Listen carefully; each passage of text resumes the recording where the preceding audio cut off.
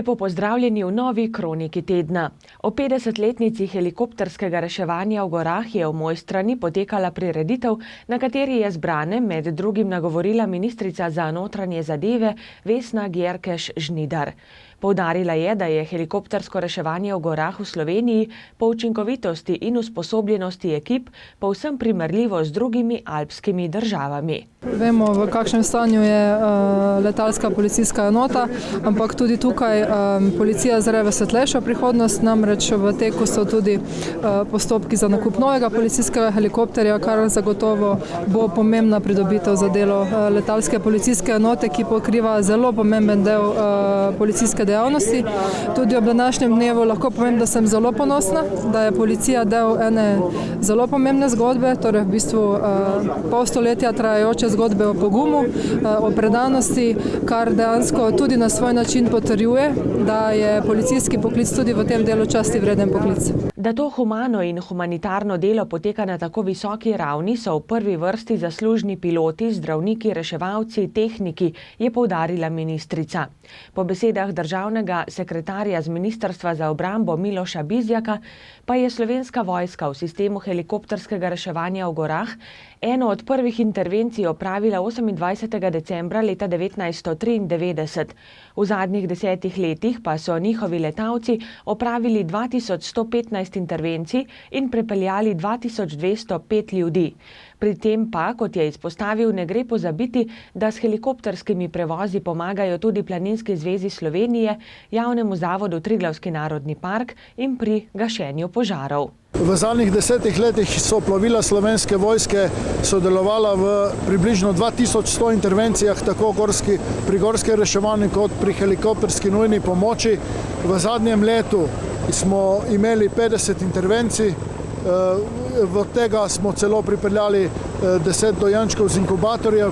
To je naše poslanstvo med drugim tudi in seveda si želimo, da bi tudi naprej še opravljali to javno službo gorskega reševanja, kakor tudi sodelovanja pri helikopterski medicinski pomoči.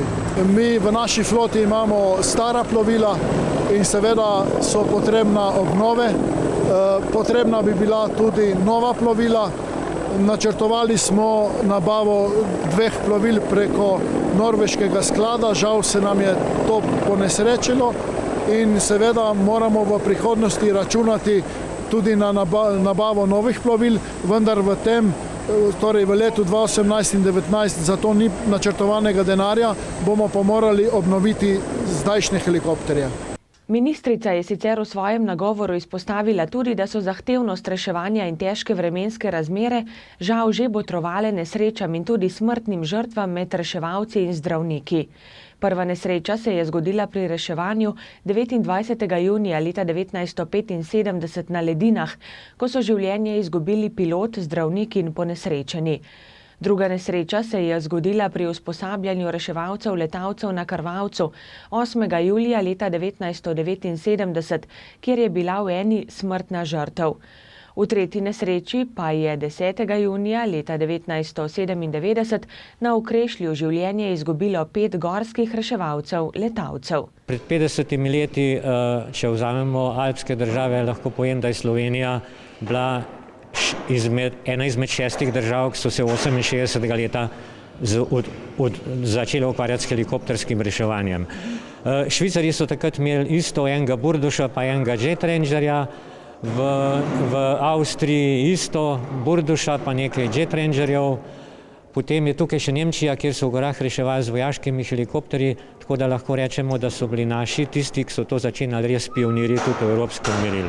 Nažalost je potem razvoj se pri nas upočasnil in lahko mirno rečem, da nekatere države, ki takrat sploh niso vedele, kaj je helikoptersko reševanje, imajo danes super organizirano helikopterske reševalne službe. Pri nas pa nažalost, jaz mislim, to je pač zavisi od politike, ki ni dosti fleksibilna in se ne prilagaja temu, smo pa krepko zaostali. Kako pa so reševalci zadovoljni z opremo in samimi razmerami? Ja, če pogledamo pred 50 leti, ko so prvič Avstrijci prileteli na reševanje pod Mojstroko, ki je bil pa začetek slovenskega reševanja z tistimi našimi plovili, ki ga tukaj vidimo v muzeju, so bili 2-3 akcije na let. Lansko leto je pa v Sloveniji bilo upravljeno s helikopterjem približno 200 reševalnih akcij. To pomeni, da je približno 40% akcij upravljenih z plovili letalske policijske enote in pa Slovenske vojske. Še zmeraj je pa 60% klasičnih akcij. To pomeni, da moramo stremeti za temu, da bi se ta procent reševanja s helikopterjem povečal vsaj na 50% in s tem bi pa res že nekje dosegli tisti evropski nivo, ki je primeren za to vrsto reševanja. Jaz bom rekel, da primerno slovenskim razmeram. Konec koncev, če pogledamo zadnjih 10 let, je reševanje v porastu s helikopterjem, tudi kvaliteta je na višjem nivoju, to pač po zaslugi vseh prevoznikov, vseh usposabljenih, ki jih v Sloveniji imamo.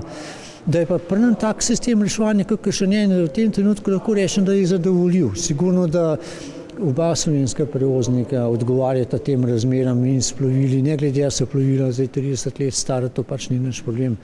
Naša naloga je, da rešujemo s plovili, kakršna so. Seveda je pa na državi, da poskrbi za boljša plovila, to pa sami že vsi vejo, tako da mi se tega zavedamo, ampak s temi plovili, ki delamo, smo zelo zadovoljni, in pa tudi za ponesrečence je boljše. Kranjska Gora pripravljena pričakuje karavano najboljših alpskih smučarjev, ki se bodo 3. in 4. marca merili na tradicionalnem tekmovanju za pokal Vitranc. Kontrolor Mednarodne smučarske zveze je brez kakršnih koli zadržkov že prižgal zeleno luč za izvedbo tekem svetovnega pokala v veleslalomu in slalomu, ki bosta torej prvi konec tedna v marcu. Lahko rečem, da imamo vse pod kontrolo, snega je dovolj. Proga je v bistvu že utrjena. Ta sneg, ki pada vsak dan v Kranjski Gori, je seveda za nas kot organizatorja manjša nadloga, je pa dobrodošel za turizem. In vidite, da ljudje smučajo tudi na poligonu, na tekmovalni progi in gremo po planu, ki smo si ga zamislili, ki smo ga potrdili in z ekipo, ki jo imamo, ne vidim nobenega problema. Letos mineva 50 let od prve tekme za svetovni pokal v Kranjski Gori. Letošnje tekmovanje bo sicer 57. v zgodovini pokala Vitranc. 50 let od prvega tekmovanja za svetovni pokal v Kranjski Gori je bilo 1. marca 1968. Pokal Vitranc se je začel leta 1961 in letos 57. tekma. Vendar svetovni pokal v alpskem smučanju je FISA ustanovila leta 1967 in že naslednje leto, 1968, je bila Kranjska Gora v programu svetovnega pokala in od takrat naprej je bila več ali manj stalnica v koledarju svetovnega pokala. Tekemu pod Korenu se seveda zelo veseli tudi kranjskogorski župan Janez Hrovat. Vsak let boljš, zadovoljstvo je na vrhuncu. 5. tekma svetovnega ranga bo s pokalom Vitranc za nami, čaka nas še Planica, finale. Povsod so se organizatorji do zdaj izkazali vrhunsko, lahko smo ponosni na njih in seveda na vse, ki pomagajo karkoli pri izvedbah, tako da Kranjska Gora pridobiva na promociji z temi prireditvami več, kar si lahko plačamo in kar si lahko privoščimo. Zraven lepe neokrnjene narave je sigurno ta promocija skozi športne prireditve nekaj izredno pomembnega, tako da jaz ob bok naši naravi, ki nas obdaja v Kranjski Gori, v bok dam kar te po promocijski vrednosti, te prireditve, ki jih izpeljemo v Kranjski Gori. V bistvu to so bile moje želje in sanje že leta. Mogli smo obrniti kolesje majhno naprej. Je pa res, da lokalno prebivalstvo naleti na kakšen problem zaradi navala turistov ob teh konicah, vendar pa se moramo zavedati, da Kranjska Gora je turistična in v 90% živi od turizma. Z ljudmi se moramo poistovetiti, za turisti k nam prihajajo, se nam kljub vsemu dajo kruh, naša prijaznost in seveda tudi naša odprta srčnost bo še naprej pogoj za to, da bo Kranjska Gora ne samo prepoznana, ampak da bo Kranjska Gora tudi zelo cenjena za živeti in da bo cilj marsikakšnega mlade družine, da se pač v naše konce tudi preseli, ne samo, ko pač si zaslužijo penzijo, ampak tudi že prej. Na tekmo na snežnem poligonu v Podkorenu je prijavljenih 24 tujih ekip. V sestavah ekip so vsi prejemniki odličij z olimpijskih iger v Pjongčangu. Glavna slovenska aduta v Podkorenu bosta slalomist Štefan Hadalin in veleslalomist Žan Kranjec, ki se je na olimpijskem veleslalomu v Pjongčangu uvrstil tik za najboljšo trojico. Pokal Vitranc bo z bogatim spremljevalnim dogajanjem tudi letos predstavljal vrhunec zime v Kranjski Gori.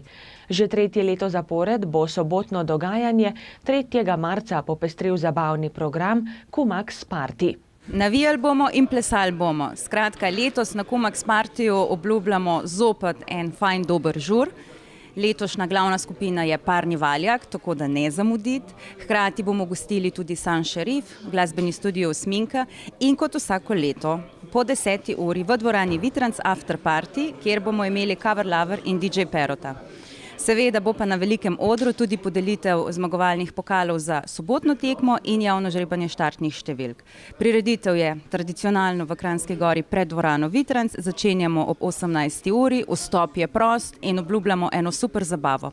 V primeru slabega vremena oziroma če bo snežilo ali dež, bomo seveda prizorišče tudi pokrili, kot že zale par let do sedaj, tako da bo zagotovo nekaj, kar ne velja za zamuditi. Pridite na Kumax Party 2018, 3. marec v soboto ob 18. pred dvorano Vitranc. Dogajanje v pokalu Vitranc bo v petek 2. marca odprl in popestril Grubin memorial, dobrodelno tekmovanje pod žarometi v veleslalomu v spomin na prezgodaj tragično preminulega slovenskega smučarja Draga Grubelnika. Dobrodelna tekma bo zbirala sredstva za 7-člansko družino s Koroške. Potekala bo tretjič po vrsti, dogajanje pa se bo odvijalo na smučišču Kekec. Zelo sem vesel, da smo našli skupno besedo, skupne sinergije, kar sem še od nekdaj želel, da združimo Grubin memorial, se pravi memorial Draga Grubelnika z pokalom Vitranc. Zakaj? V bistvu zaradi tega, ker je še ogromno tekmovalcev, ki so bili prijatelji Draga Grubelnika, predvsem pa tudi dosti trenerjev in pa serviserjev, ki so vpeti še vedno v svetovni pokal in vesel sem, da bojo zdaj vsi na istem mestu in verjamem, da jih bo kar velika večina teh prišlo tudi na naš memorial. Prijavljenih je kar ogromno, se pravi poleg naše generacije, od Jureta Koširja, Kunca, Miklavca, Vrhovnika, Špele Pretnar, Urške Hrovat, Dovžan, Andreja Šporna, prihaja tudi Ivica Kostelič, ki bo otvoril to tekmovanje kot pretekmovalec skupaj z Kristjanom Marjem, pa sem siguren še, da se bo v tem tednu prijavil še marsikdo. Alpski smučarski klub Kranjska Gora je konec tedna organiziral že drugi letošnji mini pokal Vitranc. Čeprav je nekako dan se začel z novim snegom, je bilo tudi vreme naklonjeno letošnjem tekmovanju, že drugem, drugače pa že 4. leto tradicionalno mini pokal Vitranc namenjen vsem mladim smučarjem, da pridejo, poskusijo, kaj pomeni tekmovalno smučanje in bomo tudi v prihodnosti to gojili in vzgajali mlade tekmovalce za pravi pokal Vitranc. V mlajših kategorijah so bili najboljši Stela Potočnik, Gabar Knafel, Manja Matek in Peter Osolnik. Pri starejših kategorijah pa Eva Gorjub, Filip Prosenjak, Ana Bokal in Gal Hajdinjak. Drage gledalke in gledalci, prelistajmo še koledar prireditev. Jutri se začne 12. festival gorniškega filma, ki bo potekal v Slovenskem planinskem muzeju v Mojstrani. Letos bo gledalcem ponudil 35 filmov iz 19 držav v 4 kategorijah: alpinizem, plezanje, gorska narava in kultura ter gore, šport in avantura. Občinski veleslalom bo na smučišču v Mojstrani potekal v četrtek ob 19. Tekma je brezplačna, prijavnice z imeni, priimki, datumi rojstva in krajevno skupnostjo pa je treba poslati na matjas.podlipnik@kranjskaminozgora.eu ali pa oddati na dan dogodka od 17. do 17:30 v okrepčevalnici na smučišču. Toliko smo vam torej pripravili za danes. Želim vam prijeten teden, ki je pred nami, in nasvidenje do prihodnjič. Pa srečno!